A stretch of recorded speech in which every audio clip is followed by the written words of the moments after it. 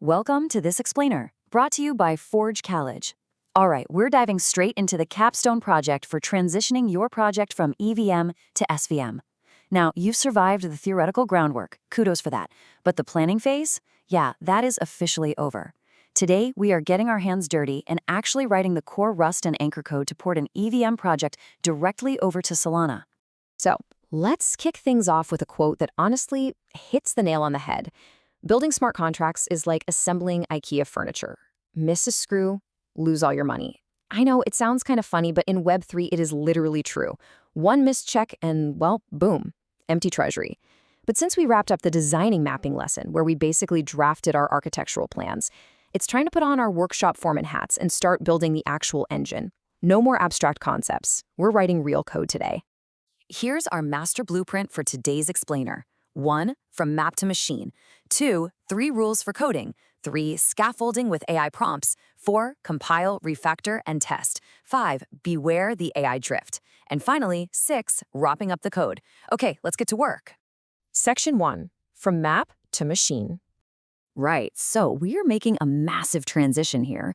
On the left side, you've got your blueprint from our design mapping phase, the abstract account layouts, the state mapping decisions, all that good stuff. But on the right, that's the engine. We're literally converting those static constraints into fully runnable humming Rust code using Anchor. We are turning those raw ideas into strict, rigid account structs and active error handling. Moving right along to Section 2, 3 rules for coding. Okay, before we fire up the heavy machinery, there are 3 absolute, non-negotiable rules for this workshop. First up, one-to-one fidelity to your mapping. If your mapping says a balance lives in a specific PDA with specific seeds, you implement exactly that. Don't try to be clever and, optimize on the fly. Stick to the plan. Second, keep your handlers thin, like paper thin. They should just orchestrate the logic. And third, embrace pessimism. Write your failure paths first. Let's actually unpack those last 2 a bit more, because they're super important. So what exactly is a thin handler? Well, think of your Anchor instruction handler not as the worker doing all the heavy lifting, but as the foreman. It delegates. It passes the math and validation off to small, specialized, pure helper functions. Your handler should honestly read like a simple checklist. Check constraints, load the state, call a helper to do the math, and save the state. By pushing the actual arithmetic out of the handler, your code becomes infinitely easier to unit test in isolation. It's a total game changer. And what about that third rule, writing the failure paths first? Now, I know you're probably tempted to just write the happy path, where everything works out perfectly. But look, in Web3, everything wants to fail. It really does. If you only focus on the happy path, get ready to accumulate a massive pile of ad hoc panics and super messy, inconsistent error reporting. Instead, we write our guard clauses and error enum variants before anything else. This establishes stable, testable error contracts right out of the gate. All right, Section 3, Scaffolding with AI prompts. Now, let's grab our favorite heavy-duty power tool, the AI assistant. AI is fantastic for getting the bulk scaffolding done incredibly fast, but, and this is a big but, you must feed it a highly structured sequence of your exact blueprints. Step 1, feed it the EVM function's signature and parameters. Step 2, give it the exact account layout, roles, PDAs, seeds, the whole shebang. Step 3, specify your serialization method, like Borsh or your Anchor wrappers.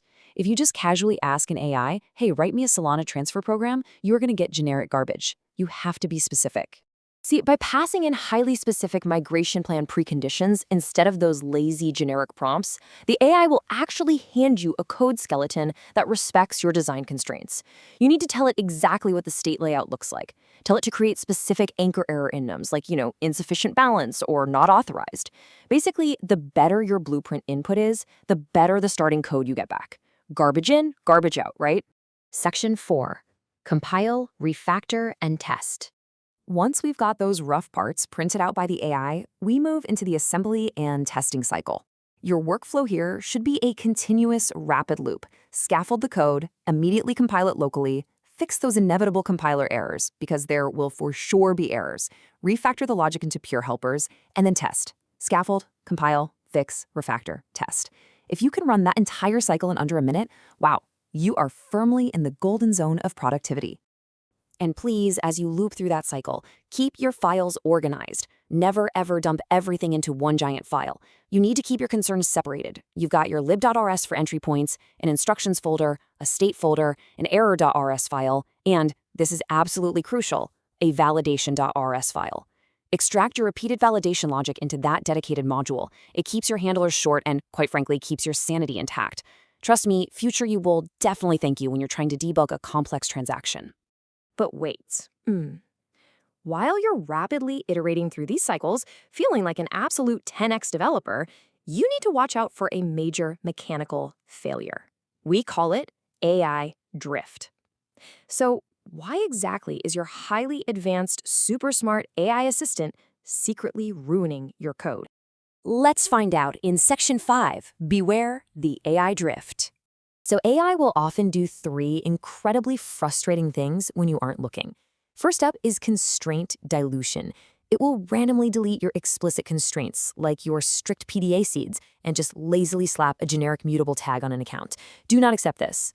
Second is type widening. It loves to guess at integer widths, maybe hedging your precise U64 into some generic wrapper, which totally ruins your deterministic account sizing. And third, helper inlining.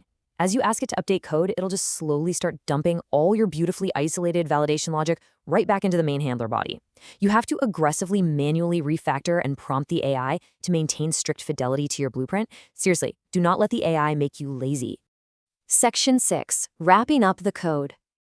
Once your engine is fully assembled and humming, it's time for the final workshop inspection. Here is your peer review checklist. Number 1. Confirm your account sizes perfectly match the original mapping. Number 2, verify your errors are actually readable by humans, not just generic scaffold jargon, but specific errors that say exactly what failed. 3, ensure your local tests cover both the happy and unhappy paths. And 4, this is critical, every single migration risk you identified early on needs a placeholder test acting as a tripwire. Even if that test literally just says to do, it flags it so your team doesn't forget. As we prepare to leave this phase, we have a little pre-flight checklist. First, capture a baseline for how long your tests actually take to run right now. Next, map your anchor errors over to your TypeScript tests so you can assert them properly. And lastly, explicitly list out all the instructions that depend on PDAs and seeds, because those are going to need dedicated bad seed testing later on. Gathering these artifacts right now, that's the essential fuel we need for our next explainer, which focuses heavily on the testing and deployment pipeline. Before you call this implementation phase completely finished, look at your code and ask yourself this absolutely critical security question.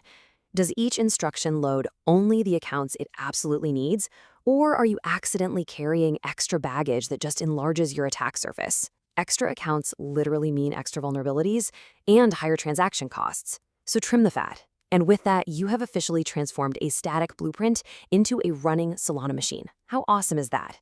To learn more about optimizing and securing your Web3 builds and to dive deeper into this EVM to SVM transition, be sure to visit forge.college to check out more of our resources. Thanks so much for joining me on this explainer, and happy coding.